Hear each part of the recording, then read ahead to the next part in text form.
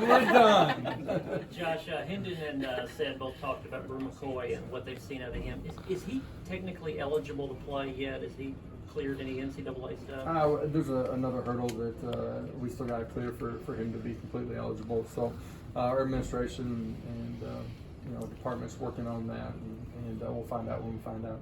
He had some off-the-field issues, obviously, at USC that was cleared up, I guess. How did you guys vet him when you were deciding to take him on? Yeah, those things always go through our administration, our compliance department, all the entities on campus are part of that process, and feel really good about who he is and how he's approached, getting to Knoxville and becoming an integrated part of our football team and our campus life.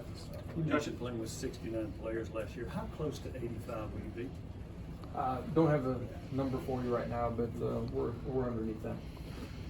Josh, I know you guys still have that open investigation, so it's a little hard to kind of probably fully embrace like endorsing a collective or anybody like that. But you've seen Kirby come out and endorse his. You've seen Auburn's AD come out and tell fans to give to collectives and stuff. Do you think that's going to be more the norm as we go forward? Yeah, for sure. I think, the current landscape and legislation, which I and none of the coaches have control over, we're just operating in the space that we are. The collective piece of it is, it's important, right? And I'm just talking about our current roster, right? Like the amount of opportunities, deals that our current roster have, it's a part of the landscape. And I think it's a positive one. It's one, as a player, I would have wanted to have an opportunity to take advantage of. It's awesome to see my kids, wearing a Cedric Tillman shirt around the house or a Hendon Hooker jersey. But I think it's changed the way that kids come into your program and how they approach things too. It's changed their decision-making process. But for sure, the landscape of the collectives is a big part of college football, and you've seen other people kind of endorse one entity. Josh, do you have to be more transparent, even more transparent with your locker room because of this emergence? I've always believed in being transparent. If you're not real, authentic, and true in every other situation that you encounter, you're going to lose trust and credibility with your team. I think it's forced you to have different dialogues than you maybe currently or maybe had previously. As things come up, your players got to have a line of communication to be able to ask questions, raise concerns, and you as a leader and the staff that you have has to be able to answer those things transparently. And we try to have a great culture inside of our locker room. I think it's now more important than ever, just because of the landscape, NIL being a part of that. And then you got to be able to hit those things head on as you communicate with your players. You had the Division I Council come out and at least said they're going to vote on potentially allowing just unlimited transfers and immediately eligible today. Your thoughts on that? Yeah, one positive is guys that have gotten stuck behind a great player have had an opportunity to go somewhere and play. At the end of the day, it's about developing people. I still believe that. It's true at the level that we're at in the SEC. It's true at NCAA Division III. I think you just got to be careful and make sure that kids are still working towards the most important part of their 4 or 5 year experience, which is getting a college degree and being ready for real life whenever that happens, and learning life lessons along the way. So I just think, as we continue down this path in college football, we want to make sure that we don't lose the priorities. Your team during the offseason, a lot of time with the strength coach and the strength staff. Coach Schmidt, he seems like a very behind-the-scenes guy. You brought him in from UCF or brought him with you. You've worked with him. What do you like about him and his style, and how much trust do you have in him with your football team over the offseason? I think, recruiting is a huge part of your roster, but it's only 50% of the story that's going to be told. The development of your roster is extremely important, and so that's true in what we do fundamentally with our players as football coaches, but it's also true of what Coach Schmidt and his staff do of developing the player: strength, size, speed, functional football movement, and he's been a huge part of our success. I think our players have had a great offseason with him. You've seen bodies change.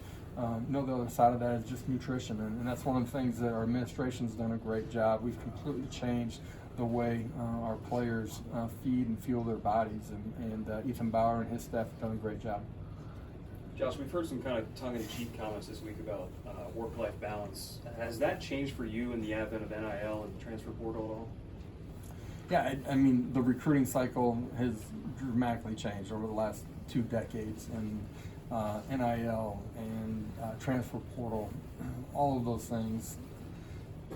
We got to find a way to create a calendar that makes sense for college football as it is today. And the level that we're at is different than Division II or Division III potentially. And so finding a way to create a calendar that makes sense, that keeps the right people inside of the game, they're great developers of men and football players, I think is important.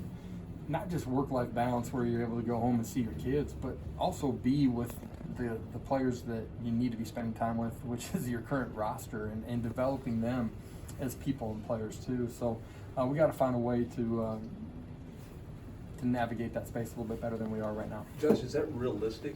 I mean, with the It early is. signing period, the early official visits, the window of the transfer portal in May, the window of the transfer portal in December. I mean, is the calendar even?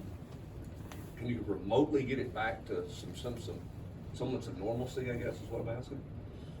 Well, not if you potentially just want to go back to the calendar as everybody has known it, right? Like, I think you gotta look, all these footings inside of college football are dramatically changing.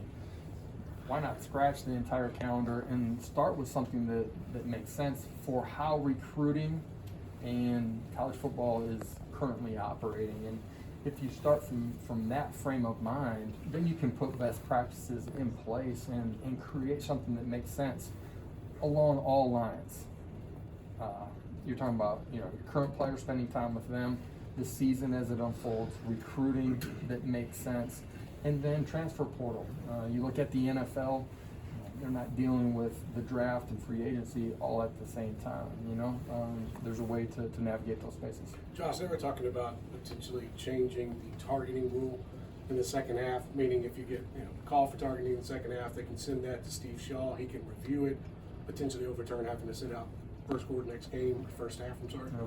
Your thoughts on that overall, the targeting rule and the penalty, and maybe changing that the way that they handle it? Yeah, I do think what we're trying and what college football has tried to do with the targeting rule makes perfect sense. It's about player safety, and it's really not about the player that's getting hit, it's the hitter, and trying to keep them safe. The game is played differently now.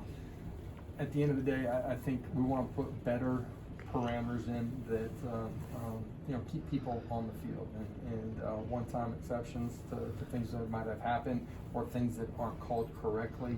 Being able to correct those things in real time as much as possible, I think, is important. Quick question, back up. Would that be something that you guys have to send to the Southeastern Conference or the NCAA to be reviewed if that happens? I believe it's something that we have to send in, Okay. on Sunday after the ball game. Would you favor the SEC proposal that after an incomplete pass, the clock starts on the ready for play signal? Repeat that one more time, I'm sorry. Would you favor the SEC proposal that the clock would start after an incomplete pass on the ready for play signal?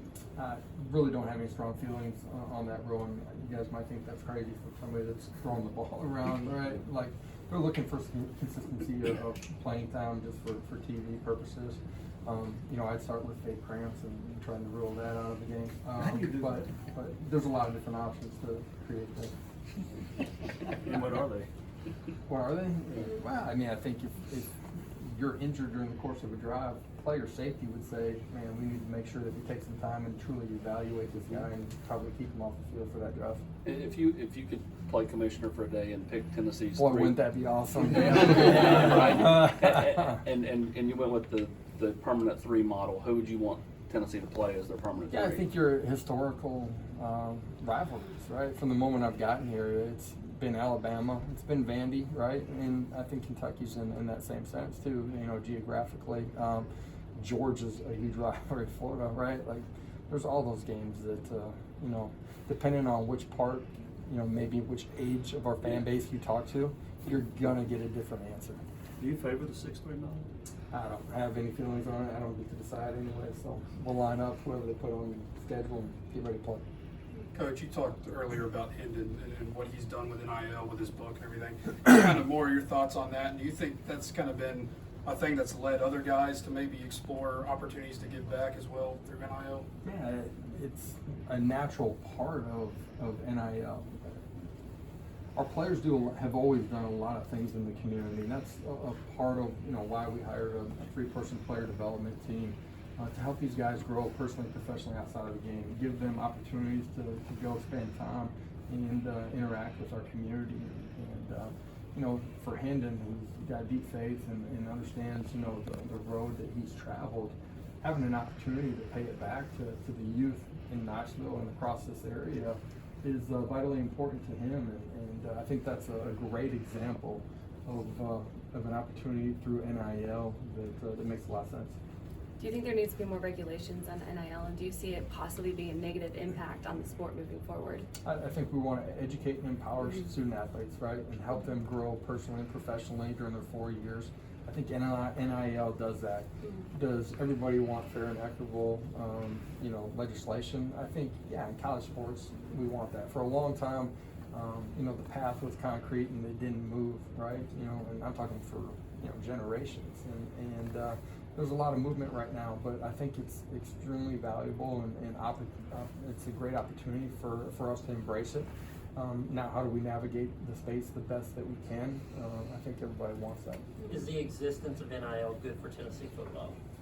Yeah, absolutely. Are you kidding me? Like, the Power T is one of the strongest brands and logos in all of college sports.